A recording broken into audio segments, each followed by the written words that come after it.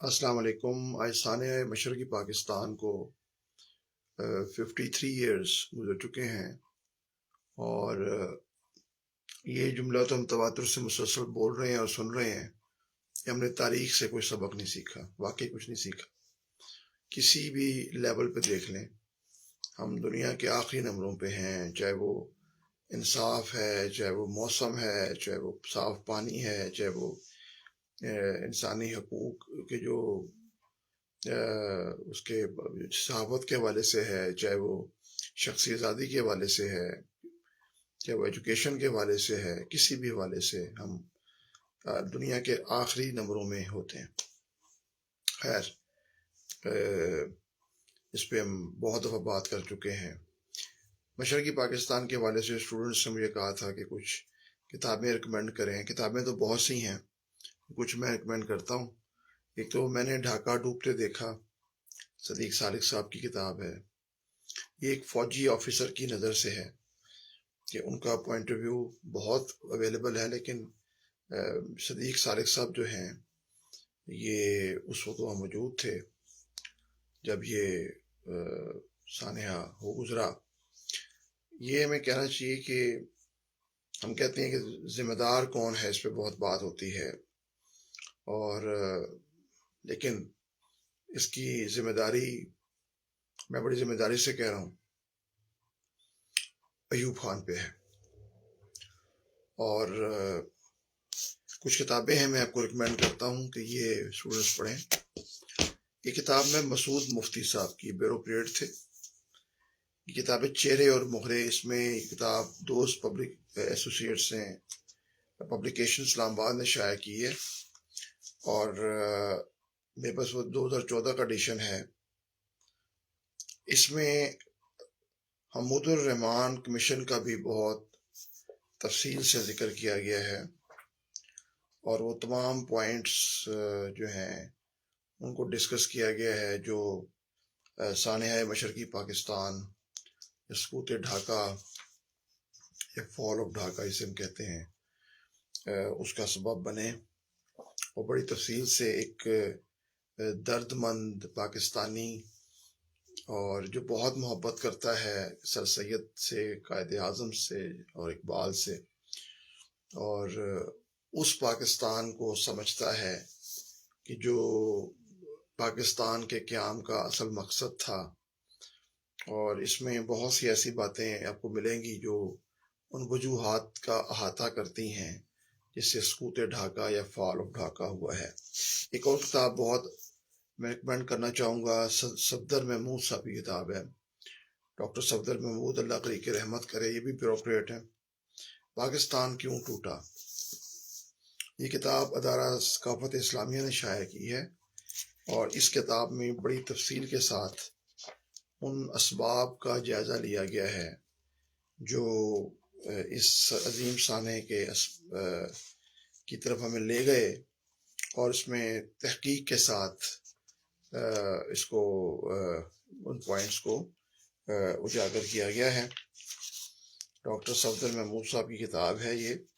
پاکستان کیوں ٹوٹا۔ اس میں میں کہنا چاہوں گا، پہلے یہ کتاب بہت اچھے صفحے پہ شائع کی گئی تھی، کاغذ پہ۔ ابھی حال ہی میں یہ دوبارہ شائع ہوئی ہے، قیمت کافی بڑھا دی گئی ہے، لیکن بہت گھٹیا صفحہ لگایا گیا ہے، پیپر لگایا گیا ہے۔ جیسے ہم پاکستان میں ہر لیول پہ ڈیٹیوریٹ ہوتے جا رہے ہیں، پست ہوتے جا رہے ہیں اخلاقی اعتبار سے بھی، تو وہ اخلاقیات ہمیں کتابوں میں بھی نظر آتی ہے۔ پاکستان کیوں ٹوٹا، ڈاکٹر صفدر محمود صاحب کی۔ ایک کتاب مسعود مفتی صاحب کی ہے، لمحے۔ یہ ان کی ڈائری ہے کہ جو انہوں نے جب وہاں تعینات تھے مشرقی پاکستان میں، تو اس میں اس کا تفصیل سے ذکر کیا گیا ہے۔ ان لاسٹ ڈیز کی داستان ہے جس میں یہ ملک کا جو زیادہ آبادی والا حصہ ہے وہ ہم سے ٹوٹ رہا تھا، اور انہوں نے ڈیڈیکیٹ بھی کیا ہے اس پاکستان کے نام جو ٹوٹ رہا تھا، اس پاکستان کے نام جو ٹوٹ رہا تھا۔ یہ بہت اچھے آدمی تھے، اللہ ان کو کی رحمت کرے، اور یہ بھی 1-2 سال پہلے خدا کے حضور پیش ہو گئے۔ یہ کتاب ہے برہان الدین حسن کی کتاب ہے، انسنسرڈ کا یہ ترجمہ ہے۔ یہ جنگ پبلشر نے شائع کیا اس کو، اور یہ کتاب میں نے 2005 میں اگست 5 میں خریدی، جب میں جنگ میں ہوا کرتا تھا، اور بہت ہمارے قریبی اول سب کے دوست جو ہیں اس میں جنگ پبلشر کے انچارج تھے مظفر محمد علی صاحب، انہوں نے بہت نایاب کتابیں شائع کی مظفر محمد علی صاحب نے، اور تاریخ پاکستان کے حوالے سے بھی بہت اہم کام کیا انہوں نے۔ اور اس میں یہ کتاب جو ہے یہ صحافی کی ایک ڈائری کہہ لیں ہے، جس میں انہوں نے پاکستان کے جو حکمران ہیں ان کو ان کے ساتھ، وعلیکم السلام جناب نذیر امبالوی صاحب، کیا حال ہے آپ کا، طبیعت کیسی ہے آپ کی؟ بہت بڑا نام جی نذیر امبالوی، اور کسی زمانے میں ہم اکٹھے شائع ہوتے تھے جب حمید جیلمی صاحب ایڈیٹر تھے روزنامہ پاکستان کے، اور ان کی صاحبزادی ایڈیٹر ہوا کرتی تھیں بچوں کے صفحے کی، اور میں اور امبالوی صاحب شائع ہوتے تھے اس وقت۔ اور اس وقت ابھی انہوں نے اتنا کام کیا بچوں کے ادب کے حوالے سے کہ پاکستان میں بچوں کے ادب کے حوالے سے جب بھی تذکرہ ہوگا تو نذیر امبالوی صاحب کا ذکر ضرور ہوگا۔ یہ جو کتاب میں ذکر کر رہا ہوں، پس پردہ، برہان الدین حسن، یہ کتاب بھی آپ کو ان وجوہات کی طرف کم از کم اشارہ ضرور کرتی ہے جو سقوط ڈھاکہ کا سبب بنتے ہیں۔ اور یہ جنگ پبلشر کتاب ہے، میرا نہیں خیال ہے کہ اس وقت دستیاب کہیں ہوگی، لیکن یہ ہے کہ لائبریریز میں موجود ہے، وہاں سے حاصل کی جا سکتی ہے۔ یہ کتاب اس مفسود مفتی صاحب کی ایک اور کتاب ہے، دو مینار۔ یہ دو مینار سے مراد ایسٹ پاکستان اور ویسٹ پاکستان ہے، اور یہ آکسفورڈ نے شائع کی ہے، دو مینار۔ اس میں بہت تفصیل سے ایک بیوروکریٹ نے ذکر کیا ہے کہ کس طرح پاکستان جو ہے وہ پٹری سے ہٹا، اور پاکستان کے جو قیام کے اغراض و مقاصد اس کے بانیان کے ذہن میں تھے اس سے ہم دور ہوتے چلے گئے۔ اور اس کتاب میں جو میں نے اس کو پڑھا،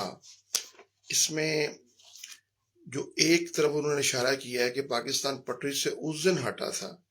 جس دن ایوب خان نے مارشل لاء لگایا تھا، اور اس کے بعد وہ سارا سٹرکچر یا انفراسٹرکچر تباہ ہو گیا جب چند پہلے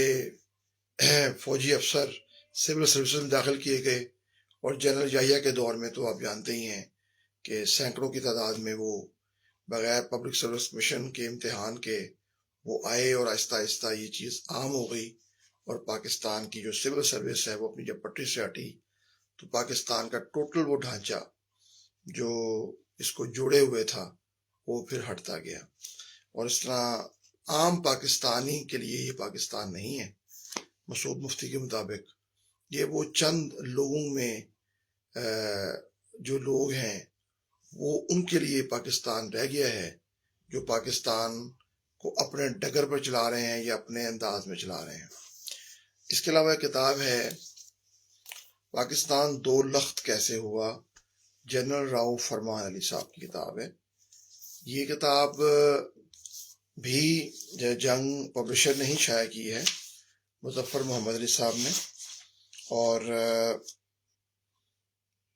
اس کا ڈیڈیکیشن 1971 کی جنگ میں فراموش کر دیے جانے والے شہیدوں کے نام ہے جنہوں نے پاکستان کی سالمیت کے لیے اپنی جانوں کا نذرانہ پیش کیا۔ یہ کتاب چونکہ جنرل فرمان علی صاحب موجود تھے اور اس وقت وٹنس ہیں، سو اس لیے اپنا یہ کتاب پاکستان دو لخت کیسے ہوا، یہ انگریزی میں بھی اویلیبل ہے، اردو میں بھی اویلیبل ہے۔ اس کے علاوہ ایک کتاب اور ڈاکٹر صفدر محمود صاحب کی ہے، سچ تو یہ ہے۔ سچ تو یہ ہے، اس میں بھی انہوں نے ایسٹ پاکستان کی علیحدگی کے حوالے سے بڑی تفصیل سے ذکر کیا ہے۔ اس کتاب کو بھی اسٹوڈنٹس کو لازمی پڑھنا چاہیے۔ صدیق صالح کی کتاب میں نے ڈھاکہ ڈوبتے دیکھا،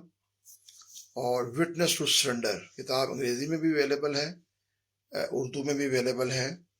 اور اس کے علاوہ ان کی جو اس کتاب کا دوسرا پارٹ ہے وہ ہے ہما یاراں دوزخ، یعنی جب یہ سرنڈر ہو گیا اور پاکستان ٹوٹ گیا تو اس میں پھر جب یہ قید میں چلے گئے، سیدھی بھی حالت میں چلے گئے، تو اس وقت کی وہ سارے آگرہ کی جیل میں رہنا اور مختلف جگہوں پہ رہنا، انڈینز کا رویہ کیسا تھا، اور پاکستان کے بارے میں جو خبریں آتی تھیں اس کو فوجی افسران اور فوجی جوان کس نظر سے دیکھتے تھے، بھٹو صاحب کی جو کاوشیں تھیں اس پہ کیا وہ خبریں جب ان تک پہنچتی تھیں تو ان کا کیا رویہ ہوتا تھا، بڑی تفصیل سے ذکر کیا گیا ہے۔ اس کتاب کا آغاز ہی متحدہ پاکستان کے نام ڈیڈیکیٹ کیا ہے انہوں نے، اور اس میں انہوں نے بات کی ہے کہ جب یہ ڈھاکہ اترے ایئرپورٹ پہ اور کہتے میرے ساتھ مجھے جب ریسیو کیا میرے ساتھ جو فوجی افسران تھے تو انہوں نے ایک بچہ، بنگالی بچہ جو بڑا کمزور تھا اور مسکین سا لاغر سا، اس کے ہڈیاں اس کی نکلی ہوئی تھیں، یعنی غربت کی تصویر تھا، تو وہ آیا تو میرا سامان پکڑنے لگا، تو کہتے میں اس کی صحت کے پیش نظر میں نے اس کو دن سے وائٹ کیا، میں خود ہی پکڑ لیتا ہوں، تو لیکن فوجی افسران جو ساتھ تھے، ان کے کولیگ جو تھے ایسٹ پاکستان میں، انہوں نے کہا کہ یہ اس قابل نہیں ہے اور یہ آپ ان کو سامان دیں، تو اس وقت صدیق سالس میں کہتے ہیں کہ میں نے جو نفرت اور جو تاثرات اس بچے کی آنکھوں میں دیکھے تو مجھے یہ لگا کہ ہم شاید اب کٹھے نہیں رہ سکتے، اور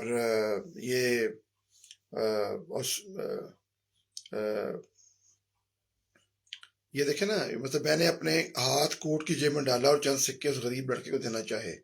مگر والدہ نے پرزور لہجے میں کہا سر ان حرام زادوں کی عادت نہ بگاڑیے، اور میں نے مشورہ مان لیا، اور بنگالی لڑکا ایک بار پھر نفرت بری نگاہیں مجھ پہ ڈالتے ہوئے وہاں سے چلا گیا۔ تو یہ چیز جو ہے، یہ کتاب آغاز ہی اس چیز سے ہو رہا ہے، ان رویوں کو بتایا جا رہا ہے کہ جو پاکستان ایسٹ پاکستان کو ہم سے الگ کرنے کا سبب بنے۔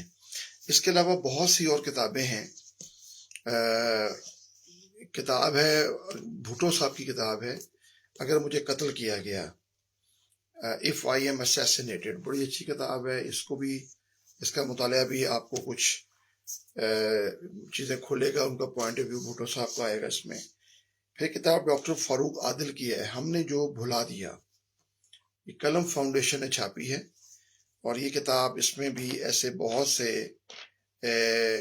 معاملات کو ڈسکس کیا گیا ہے جو ہمارے رویوں کی وجہ سے ایسٹ پاکستان میں ہمارے جو بھائی تھے ان کی ناراضی کا سبب بنے اور وہ ہم سے ناراض ہوتے گئے۔ یہ کچھ کتابیں تھیں جو میں نے آپ کو چیدہ کتابیں ہیں۔ ایک اور شجاع پاشا کی کتاب ہے مشرقی پاکستان کی علیحدگی پہ، احمد شجاع پاشا کی۔ اس کے علاوہ جیسے میں نے بتایا ہے یہ کتاب خود مجیب الرحمان نے لکھی ہے ادھوری یادیں، اس کا ترجمہ کیا ہے اور آکسفورڈ نے چھاپی ہے۔ یہ کتاب بھی آپ پڑھیں، اس میں شیخ مجیب کا پوائنٹ آف ویو بھی آپ کو پتہ چلے کہ وہ کیا بات کر رہے ہیں، اور وہ بھی ایک اینگل ہے وہ سامنے ہے۔ یہ میں اسٹوڈنٹ سے کہنے پہ کچھ کتابیں میں نے آج کے دن کی مناسبت سے شیئر کی ہیں۔ ڈاکٹر نے مجھے بولنے سے منع کیا ہوا ہے، میں پھر بھی میں نے کہا چلے کچھ بات کر لیجئے، میرا گلا دوبارہ اس وقت ڈسٹرب ہو رہا ہے۔ انشاءاللہ اگلے کسی اور دن کے لیے اجازت دیجیے۔